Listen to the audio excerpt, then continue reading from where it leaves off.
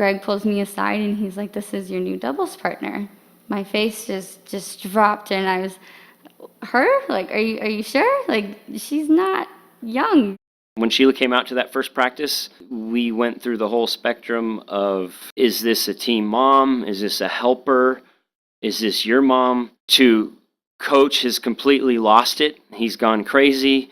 She's just a phenomenal player. She's smart on the court. She does change your name. You can introduce yourself. My name is Miriam, but on the tennis court, your name is yours. So, just kidding. Sheila covers the court very, very well. She's a phenomenal player, and I met her on the tennis court.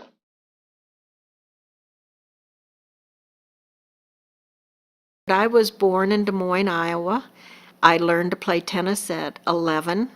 We lived about 2 blocks from the tennis courts, and I would ride my bike up to the courts, and I'd sit and I'd ask whoever was around to play. I played on the high school tennis team, and I won the state singles titles for my 10th, 11th, and 12th grade years. In 1965, there were only about 5 schools that offered women's scholarships, Arizona State being one of them. Well, I only played 3 years at Arizona State, and that's what left my 1 year of eligibility left. I went on to teach high school at Glendale High School in Glendale, Arizona. I taught math. I coached the freshman team and then the varsity and JV tennis team for a total of 9 years. When I retired, I started to play national tournaments. I met Sheila Johnson here at Paseo Racket Center. She came in looking for private tennis lessons. She was a traveling national player on the senior amateur circuit, and she wanted to learn a few new tricks. He had just been selected to be the coach for the women's team at Grand Canyon. They were going to try to start it back after probably a 10 or 15-year hiatus. I was doing everything I could in my first year to just make sure I had a full squad, and I was still a couple players short. And when I had to give Sheila the bad news that I had to kind of put her back on the waiting list for private lessons because I took this new job, it didn't go over very well with her. I was on a family vacation up at my folks' cabin, and we all run the family business here together, mom and dad and the 2 brothers, as well as I am our tennis coaches. My parents said that Sheila came in the other day to the club and she wasn't too happy that you put her back on the waiting list. But she said she had a way of getting her lessons. She still had 1 year of eligibility left. And when my dad threw that out there, we all had a good laugh, but I immediately ran out the door with my telephone, and I could see the looks on their faces. Where's he going?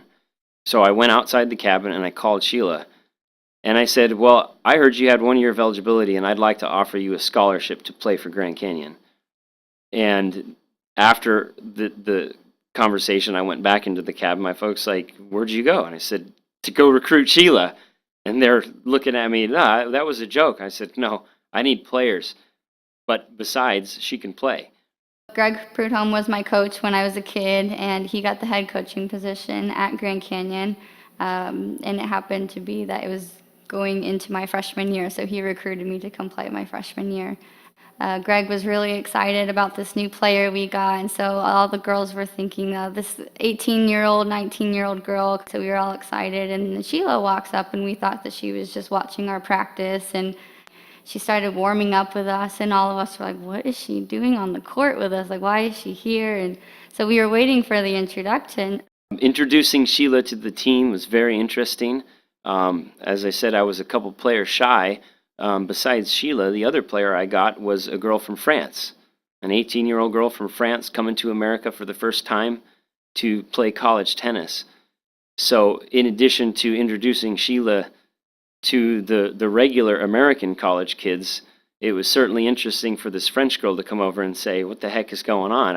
I had no idea this was going on in the U.S. College system. It doesn't. She didn't realize she was embarking on a very rare occurrence. The first second I met Sheila, she was very kind. She tried very hard to be outgoing and to fit in and to talk to all of us and to help us understand that it is a change for her as well as a change for us, and so she was very good about it. the opponent's face was priceless. They walked on the court just, are you sure you have the right court? Like, you might be playing over down there. And, so I think that was the best part of playing with her, is just to see people's reactions. Actually, going back to school at my age, I kind of enjoyed going to the classes, although it was so time-consuming, because in the morning I still wanted to keep my tennis friends. So I would play with my ladies in the morning, and then from about 11 to 12, 4 days a week, I would go to class, and then I'd have lunch and then go to practice from about 1 to 3:30 or 4, and on Wednesdays, I had to go to an evening class. But I really enjoyed the experience of being back on campus. It made me feel younger. But I had to take 9 hours of class on campus, and 3 hours were online. Sheila doesn't play like the average college player. She's a lot smarter. She knows how to keep the ball in the court. She can slice, she can lob, she can volley, which normally college girls cannot do. It worked out for the best because I was more of a flat, hard hitter, and she kind of balanced me out with the touch. So we were a good match. We went to nationals, and Sheila and I did really well. I think the best part of Sheila being on that team goes way beyond us filling the roster, getting a good player, having a season that got us into the NCAA championships at season end. We got to prove the end-all, be-all slogan for tennis, and that is tennis is a sport for a lifetime. I think that Sheila was an inspiration to more than just us girls. I think she was looked up to by a lot of people. I think Sheila set the bar pretty high for everyone else. I met Sheila many years ago. We started playing together. She's an amazing person, and she's an amazing tennis player. We play every Wednesdays together, and we also play on a team together. The team that I'm on now, I am playing on a team out of San Diego. 2 years ago, the team from San Diego won the league, USTA League Championship at the 60 and over 9.0 level.